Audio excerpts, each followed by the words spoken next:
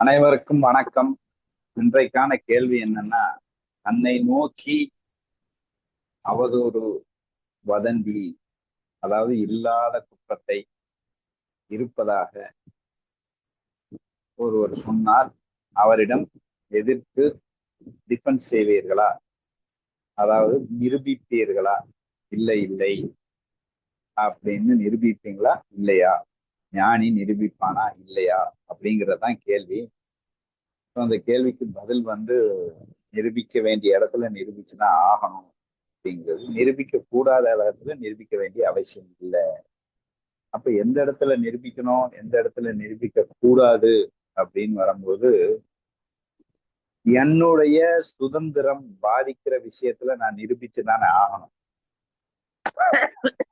நான் வந்து ஒரு விஷயத்துக்கு அப்ளை இப்போ வந்து நான் வந்து ரோட்ல போயிட்டு இருக்கேன். இல்ல இல்ல நீங்க வந்து தவறு பண்ணிட்டீங்க, இனிமேல் ரோட்லயே போக கூடாது அப்படின்னு சொல்லிட்டு ஒரு குற்றச்சாட்டு வச்சுட்டாங்கன்னா நான் ரோட்ல போகணும்ல. நீ குற்றச்சாட்டு வச்சுக்கோ, எனக்கு இஷ்டம் அப்படின்னு இருக்க முடியாது. அப்ப நான் ரோட்ல நடமாடணும்னா என்னை நான் நிரூபித்தாக வேண்டும். இல்லைன்னா நான் பண்ணியது தவறு அல்ல. தவறு இருந்தா ஏற்றுக்கொண்டு தண்டித்து தண்டனையை பெற்றுக் கொள்ளலாம். தவறு இல்லாத பட்சத்துல அதை எடுத்து நிரூபிக்க வேண்டிய அவசியம் இங்கே வந்து விடுகிறது. ஏன்னா இங்கே வந்து என்னுடைய சுதந்திரம் பாதிக்கும். என்னுடைய பொருள் ஒன்று திருடு போய்விட்டது. இல்ல இல்ல உங்க பொருள்லாம் திருடே போகல, நீங்க பொய் சொல்றீங்க அப்படின்னா அந்த பொருள் இருந்தாதான் நான் சர்வைவல் ஆக முடியும். ஸோ அந்த என்னுடைய சர்வைவலுக்கு அந்த பொருள் மிக அவசியமாக தேவைப்படும் போது இல்லை அப்படின்ட்டு நிரூபிக்க வேண்டிய கட்டாயம் அங்கே இருக்கிறது.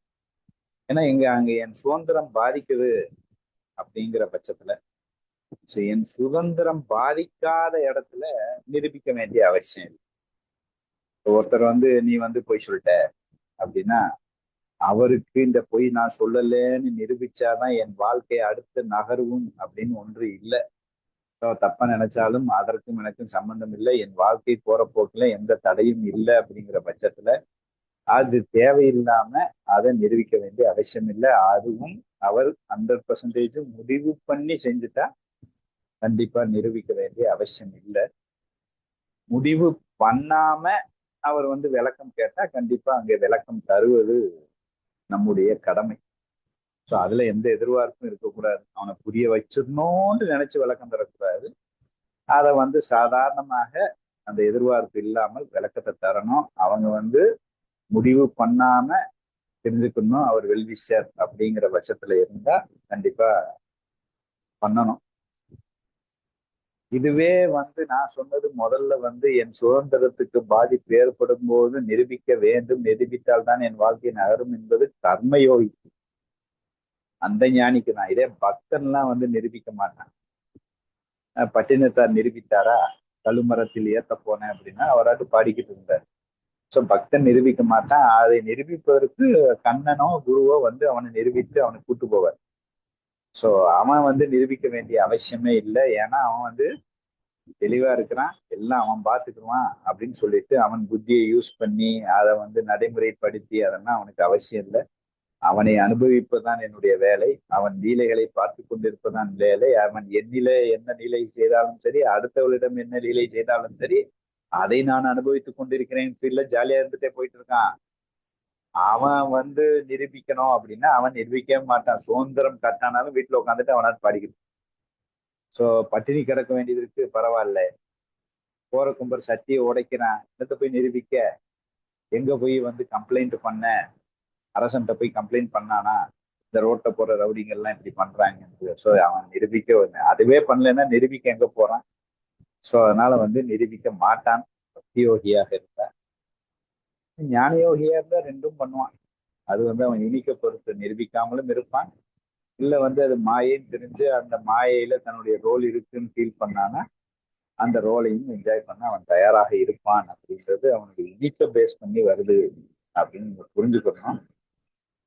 ரெண்டாவது, குரு வந்து சொல்லிட்டார், இல்லப்பா முடிவு பண்ணே சொல்லிட்டார், இந்த மாதிரி நீ தான் தப்பு பண்ணியிருக்க அப்படின்னு சொன்னா கண்டிப்பாக அதை முழு மனதோடு நான் 100% நான் செய்தது சரி என்று நான் நினைத்திருந்தாலும் இல்லை இல்லை அவர் சொன்னா அதுதான் உண்மை.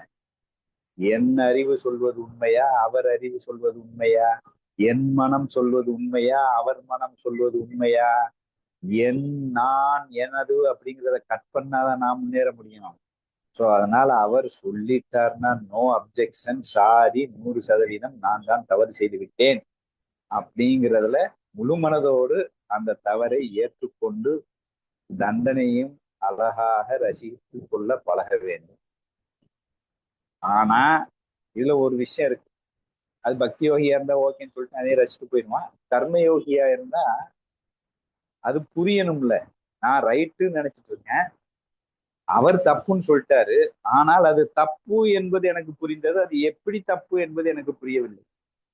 அதை வேணா நான் விளக்குவேன். நான் வந்து இப்படி சரின்னு நினைச்சு நான் பண்ணிட்டேன், அது எப்படி தப்புன்னு நீங்க எக்ஸ்பிளைன் பண்ணீங்கன்னா எனக்கு யூஸ்ஃபுல்லா இருக்கும் அப்படின்ட்டு சிஷ்யர் பாவனையில அவர் சொல்வதுதான் சரி என்று நிரூபிப்பதற்காக அல்லாமல், மேலும் ஆழமாக புரிந்து கொண்டு என்னை திருத்துவதற்காக அவர் சொல்வது சரி என்று முழுமனதோடு ஏற்றுக்கொண்டு நான் கேட்பேன்.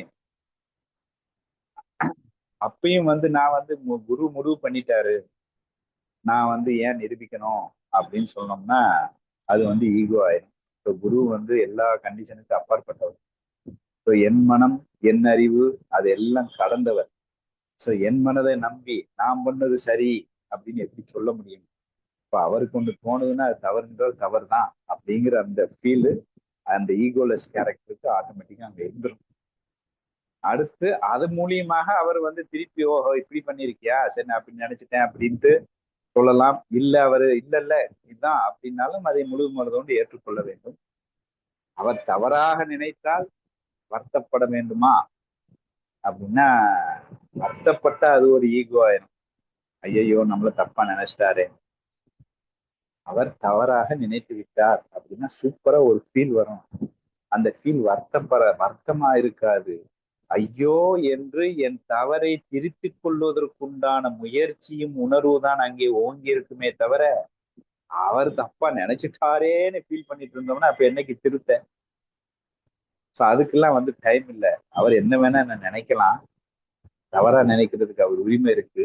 அது போக தவறா இருக்க போய் தானே தவறா நினைக்கிறாரு, அவரை போய் தவறா நினைக்க கூடாதுன்னு எப்படி சொல்ல? அவர் தவறா நினைச்சா அது உண்மை, அது தவறுதான் அப்படின்னு முழு மனசோட ஏற்றுக்கொண்டு அதுல வருத்தப்பட்டுட்டு இருந்தோம்னா என்ன அர்த்தம்? அப்ப நான் திருந்த மாட்டேன், அவர் மாறணும் அப்படிங்கிற மாதிரி வந்துடும். சோ வருத்தப்படாம ஆஹா அப்படின்னு சொல்லிட்டு முழுமையாக அந்த தவற்றில் இருந்து விடுபடுவதற்குண்டான ஒரு பெருமுயற்சியும் அறிவும் உணர்வும் அங்கே கலந்து செயலாற்றி கொண்டிருக்கும். அந்த தன்மையை வளர்த்து கொண்டிருப்பான் அப்படிங்கிறதுதான் எனக்கு புரிஞ்சது. ஸோ ஓவராலா கர்மயோகி தன்னுடைய சுதந்திரம் பாதிக்கும் போது மட்டும் தெளிவாக அதை எடுத்துரைத்து தன் பக்க நியாயத்தை எடுத்துரைத்து அதில் வந்து அதுல ரிசல்ட் துள்ளி கூட எதிர்பார்க்காம ரிசல்ட் எதுவானாலும் 100% முழு மனதோடு எப்படி பக்தி யோகி ஏற்றுக்கொள்கிறானோ அப்படி முழு மனதோடு ஏற்றுக்கொள்வான். ஆனால் ப்ரொசீஜரை செஞ்சு விட்டு. ஆனால் பக்தி யோகி அதை பத்தி கவலையே இல்லை. எங்கேயும் எப்போதும் எந்த டிஃபென்ஸும் கிடையாது. அவனுக்காக கண்ணை வந்து டிஃபென்ஸ் பண்ணி அவனை காப்பாத்திட்டு கொண்டு போவான் அப்படிங்கிறது இங்கே பதில்.